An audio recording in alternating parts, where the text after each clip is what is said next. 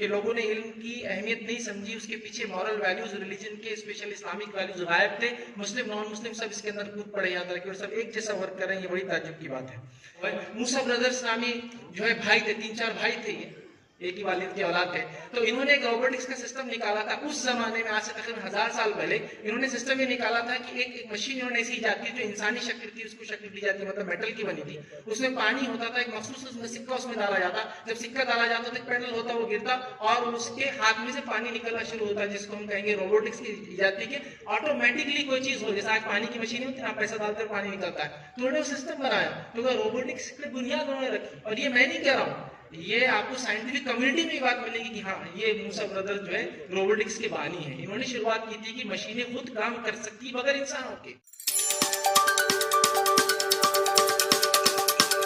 والصلاة والسلام على خاتم النبیین والمرسلین، رب اشرح لي صدری ویسر لي امری واحلل عقدۃ من لسانی یفقهوا قولی، اما بعد۔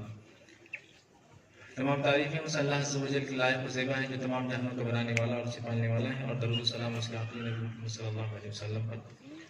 اسٹیج پر موجود علماء کرام، اس نعمت فاؤنڈیشن کے ذمہ داران، اور یہاں موجود میرے بھائی اور بہن، الحمدللہ سب سے پہلے تو میں اللہ رب العزت کا شکر ادا کرتا ہوں کہ اس نے لوگوں کو ایسی صلاحیت دی کہ وہ خاص طور سے تعلیم کی فیلڈ میں اس طرح سے آگے کام کرنے کی کوشش کر رہے ہیں۔ دوسرا یہ کہ جو نعمت فاؤنڈیشن نے جو بیڑا اٹھایا ہے کہ امت مسلمہ میں خاص طور سے جدید تعلیم اور خاص طور سے ہائر ایجوکیشن کے اندر وہ کچھ نہ کچھ کریں گے، جس میں مجھے جو بتایا گیا تھا IIT کے لیے، اسی طرح سول سروسز کے لیے اور دیگر امتحانات جس کو ہم کہتے ہیں جو بہت جس کو کہتے ہیں کریک کرنا مشکل ہوتے ہیں، یا ایسی چیزوں کے لیے کافی محنت لگتی ہے، اس فیلڈ میں انہوں نے ایک ایسی کوشش کی جو میں سمجھتا ہوں اس شہر کے لیے نئی بھی ہے اور پہلی کوشش بھی، یاد رکھی۔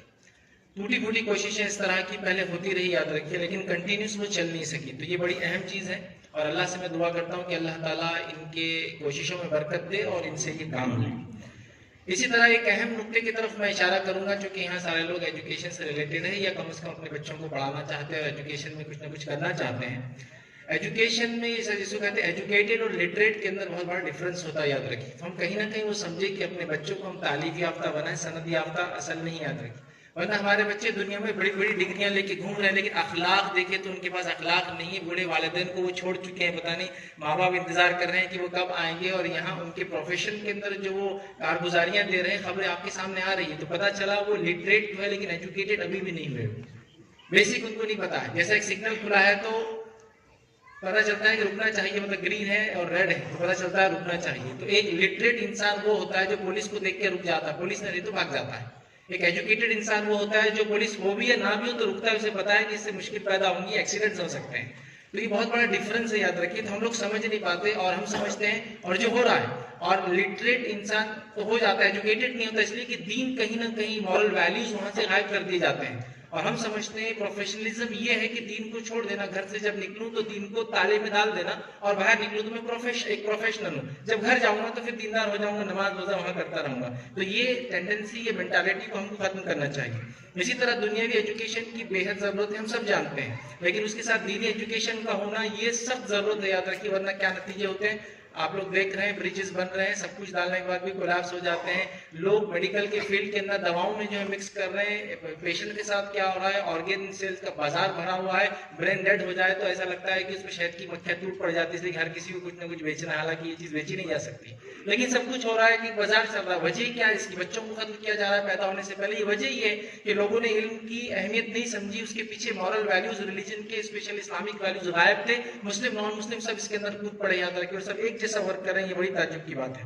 ایک غلط فہمی مسلمانوں کو یہ ہوتی ہے، جب بھی تعلیم کی بات ہوتی ہے تو تعلیم لینا ہے تو ہمیں دین کو چھوڑنا ہوگا، کہیں نہ کہیں ایک تصور آتا ہے، اسی کی سوچ ڈیولپ ہوتی ہے۔ آئیے میں سوچ کو پاس سے ہسٹری کے کچھ ایگزامپلس لے کے آپ کو بتانا چاہتا ہوں، ایسا نہیں ہے، اس لیے کہ ہم سے پہلے لوگ دین میں ہم سے آگے تھے لیکن دنیا میں کہیں بھی پیچھے نہیں تھے، تو اگر ہمارا ماضی ہم دیکھ لے تو ہم سمجھ سکتے ہیں کہ آج جو ہم نے یہ سوچ بنائی ہے کہ دین کو پیچھے چھوڑنے سے ہم دنیا میں آگے بڑھیں گے، یہ سوچ کٹ جائیں گے، یاد رکھیں۔ آئیے میں مثال دیتا ہوں ہارون رشید کے دور کی، بیت الحکمہ کی، ہاؤس آف وزڈم، آپ جائیے نیٹ کے اوپر ہاؤس آف وزڈم بغداد ڈال لیجیے یا ہاؤس آف وزڈم ڈالے تو سب سے پہلے سرچ میں یہ آئے گا. بغداد کے اندر ہارون رشید جو عباسی خلیفہ تھا اس نے ایک زبردست جو ہے ایک سسٹم جاری کیا تھا, ایک لائبریری بنائی گئی تھی اور دنیا بھر سے لوگ آتے جس میں سنسکرت کے جاننے والے, جس کے اندر فارسی کے جاننے والے, جس کے اندر عربک کے جاننے والے اور دیگر علوم اور زبانیں جو اس کی سلطنت میں لوگ رہتے تھے وہ سب جمع تھے اور علم کو لایا گیا, علم کو جمع کیا گیا, علم کو ٹرانسلیٹ کیا گیا اور اس کو پھر عربی اور دیگر مختلف زبانوں میں دیا گیا. اور اس کے بعد یہی علم نکل کر مسلمانوں سے یورپ کے اندر پہنچا جس کی مخروج جس کو ہم کہیں گے یہ یونیورسٹی جس کو ہم کیمبرج اور آکسفورڈ کہتے ہیں, اس کی تاریخ اگر آپ پڑھ لیں تو اسپین میں ایک شہر تھا ٹولیڈو, وہاں جو زبانوں میں عربی زبان کی کتابوں کو پہلی بار لیٹن میں ترجمہ کیا گیا وہ بیسس بنی یونیورسٹی کی بنیادوں کی عادت تھی. تو یہ سوچ ذہن سے نکال دیجئے کہ ہم دین میں اگر آگے جائیں گے تو دنیا چھوٹ جائیں گی, یہ ہو ہی نہیں سکتا کیونکہ ہمارا پاسٹ ہماری ہسٹری بتا رہی ہے ایسا نہیں ہوا پہلے. دوسری اگر میں مثال دوں ہاؤس آف وزڈم کے علاوہ تو نظامیہ اسکولنگ کا جو سسٹم ہے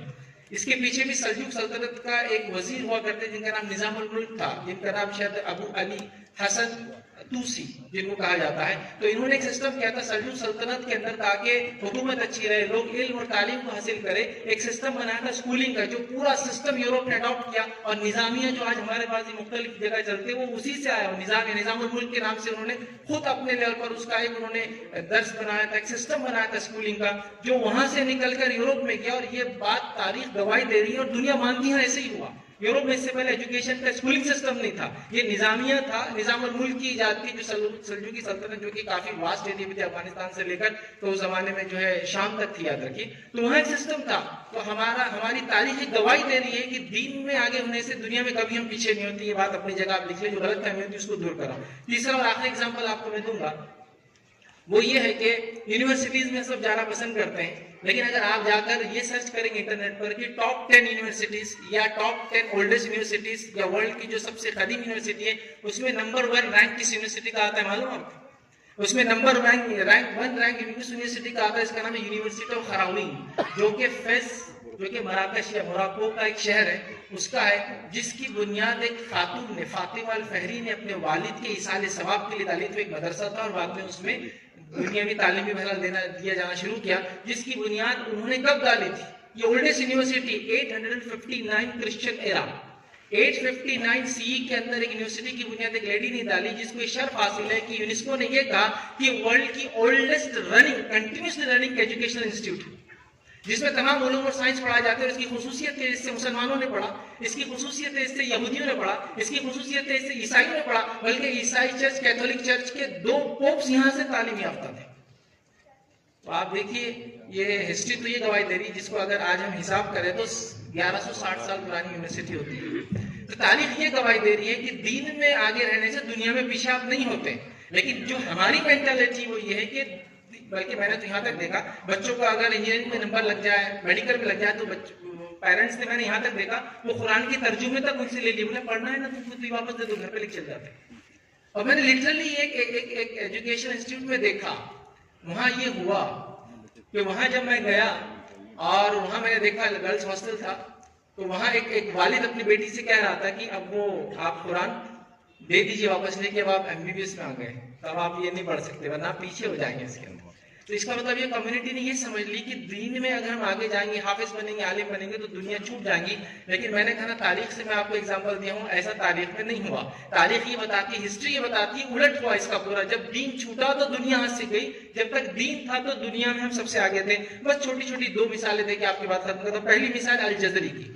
ماضی کی ایک مثال لیتے جو کہ ایک انجینئر تھے بہت بڑے, اور انجینئرنگ میں ان کا کارنامہ تھا کہ کلاک جو ہوتے ہیں, گھڑیاں جو کام کرتے ہیں, انہوں نے مختلف لکوڈ کلاکس بنائے تھے جو پانی مختلف لکوڈ سے چلتے تھے, جس کے حساب سے ٹائم گنا جاتا تھا, ٹائم گن کے گھنٹے گنے جاتے تھے اور منٹ گنے جاتے تھے, یہاں تک کہ سیکنڈ کے لیول تک وہ کلاک پہنچ چکی تھی. تو انہوں نے اس کی ایجاد کی, جن کی سب سے خاص ایجاد ہے, چونکہ اسٹوڈنٹس بھی یہاں بھیجے تھے, ان کی خاص ایجاد ہے جس کی دنیا جس کو ہم کہتے ہیں دنیا مخروض ہے اس ایجاد کی, وہ تھا کرینک شافٹ,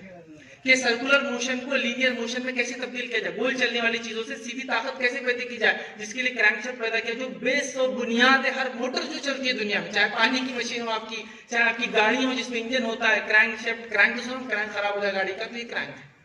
جو کیا کرتا ہے, گول سرکولر موشن کو لینئر موشن میں کرتا ہے, جس سے آپ کا پورا پسٹن چلتا ہے گاڑی. تو یہ بنیاد تھی, یاد رکھیے, یہ مسلمانوں کی ایجاد ہے. اور یہ ایسا نہیں کہ میں اس اجتماع میں بول رہا ہوں تو آپ سن لیں, آپ جا کر یہ جو ہے انٹرنیٹ پہ سرچ کر لیں, اس کو جو ہے انسائکلوپیڈیا بریٹانیکا میں دیکھ لے، ویکیپیڈیا خیر اوپن سورس ہے لیکن دیکھ لے سب جگہ آپ کو یہ ملے گا کہ یہ اس کے فادر ہے، یہ بنیاد ہے، انہوں نے دنیا کو ایجاد دی۔ جو بیس تھا یوروپین رینیسانس کا، آپ کو کیا لگتا ہے 17ویں صدی میں یوروپ اٹھا اپنے کالے دور سے اور نکل کے اچانک انڈسٹریلائزیشن میں چلا گیا؟ وہ مشینیں کہاں سے ملی ان کو؟ ایک ایج گزر چکا تھا، گولڈن ایج، اس سے پہلے، جس نے یہ سب چیزیں ان کو دے دی تھی آلریڈی۔ تو یہ اس کی بنیاد ہے۔ دوسری اگر میں مثال دوں آپ کو، بس چھوٹی سی مثال دے رہا ہوں، وہ مثال ہے ابن الہیثم کی، جس کے تعلق سے 2016 کے اندر یونیسکو نے جو ہے 1000 ایئرس آف لائٹ منایا، مطلب 1000 سال روشنی کے۔ ان کی چونکے تاریخ پیدائش 1000 سال ہو چکی تھی 2016۔